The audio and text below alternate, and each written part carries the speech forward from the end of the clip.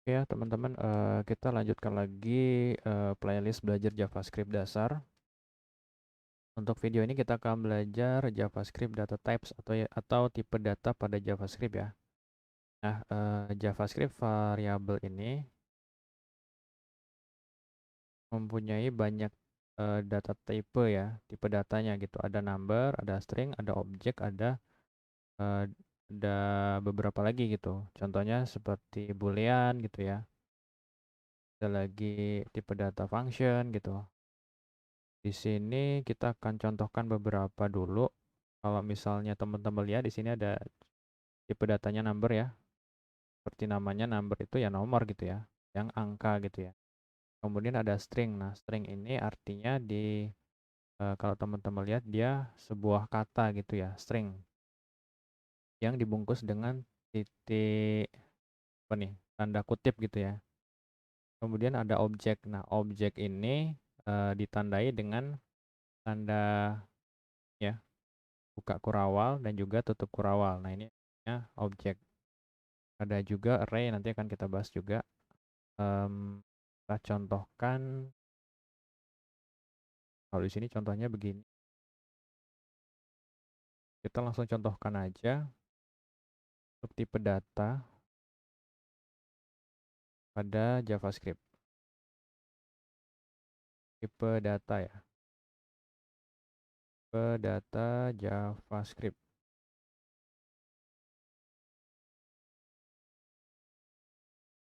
Ada yang pertama namanya ber. Oh, nggak salah ya. Ini sudah kita baca di sana. Sekarang kita akan coba tipe data yang dulu.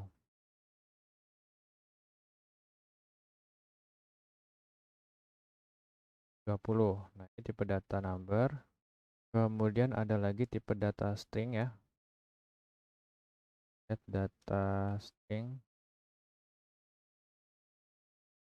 gitu ya. Dan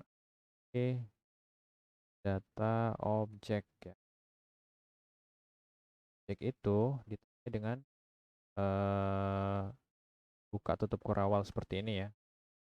Kemudian di dalam objek itu ada yang namanya field ini ya, property ya, sama aja dengan property dan juga value. Propertinya ini kita katakanlah nama gitu ya.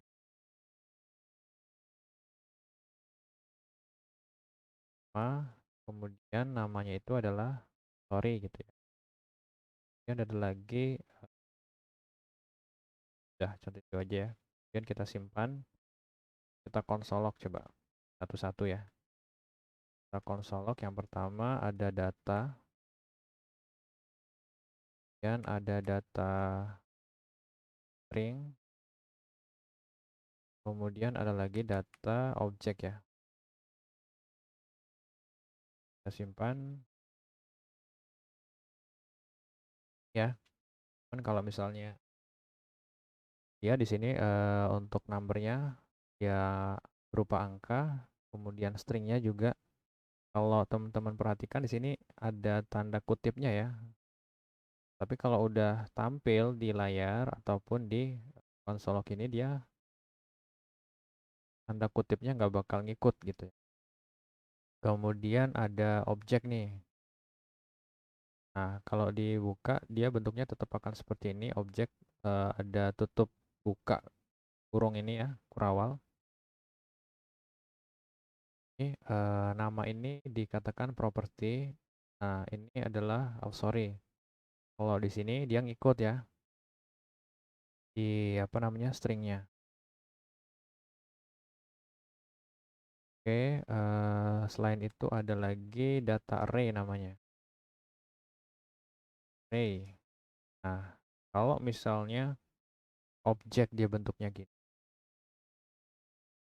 Kalau array dia bentuknya ini ya, tanda siku seperti ini, teman-teman. Nah, ini bisa kita gunakan juga misalnya katakanlah nilainya 10 gitu ya.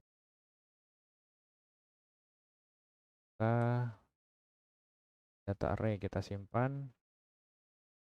Tuh ya, bentuknya bakal seperti ini. Kalau teman-teman perhatikan di sini, ketika kita klik ya, di sini ada array namanya. Kalau ini dia objek tuh. Bisa juga kita simpan array of object, artinya objek di dalam array. Ini nih, ada yang kayak gini. Bentar. Nah, kayak gini. Sama aja, misalnya ada properti namanya name, nya katakanlah apa ya, website gitu ya. Terus kita konsolok nih, data array object di sini. Kita konsolok di sini. Kita buka. Nah, dia akan bergabung ya dengan ini tadi. Kalau array dia cuma kayak gini, objek dia cuma ada tutup buka kurung kurawal. Nah, kalau objek di dalam array seperti ini dia bakal muncul ya, array, kemudian pembungkusnya array, kemudian di dalamnya ada objek seperti ini.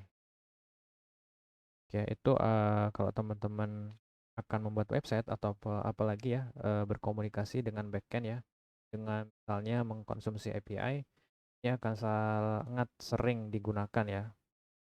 Jadi pemahaman mengenai array, kemudian objek ini sangat penting. Kemudian yang lain juga nggak kalah penting ya, kayak misalnya string, number gini ya, ataupun boolean. Kemudian ada lagi tipe data boolean. Boolean itu dia true atau false gitu. Kayak misalnya add data,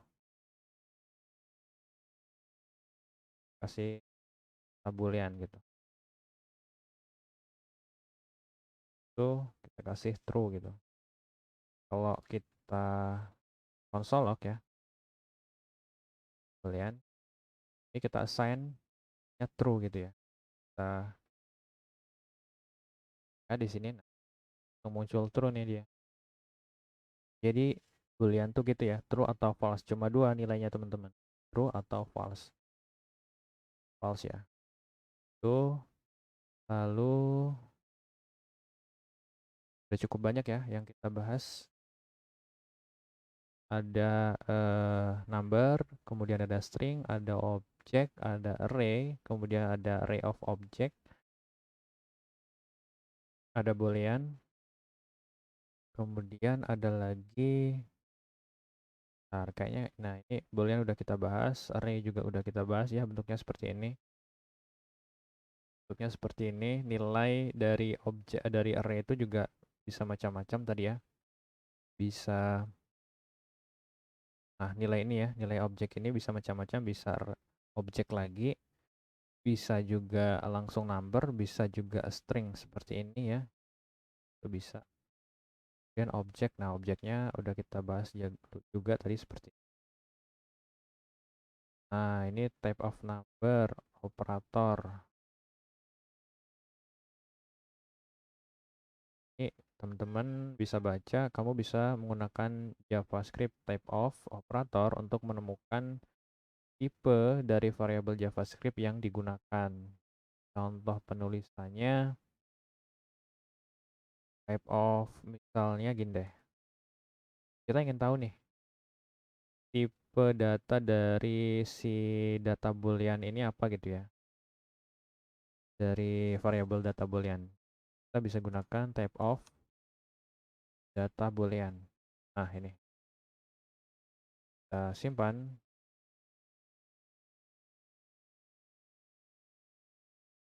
Nah, saya lupa caranya gimana nih. Enggak kira-kira callback console.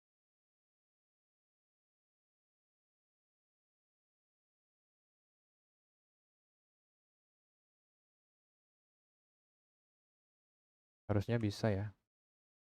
Oke, kita lihat.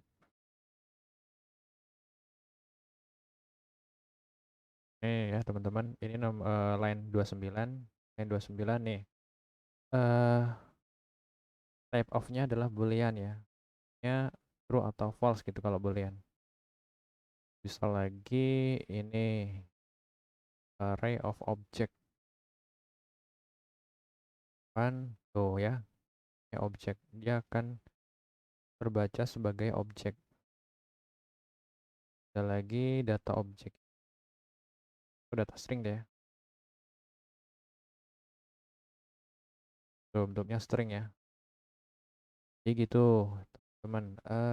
Selanjutnya, nah, undefined juga harus kita pahami nih. Di dalam JavaScript, variabel tanpa nilai itu nilainya undefined nih.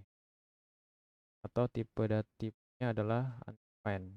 Contohnya gini. Type of. Contohnya gini. Contohnya let k. Let angka. Kemudian let angkanya langsung kita konsolok nih. Angka. Ini line 30 ya. Coba kita lihat. 30 tuh undefined ya. Coba kalau kita type of angka.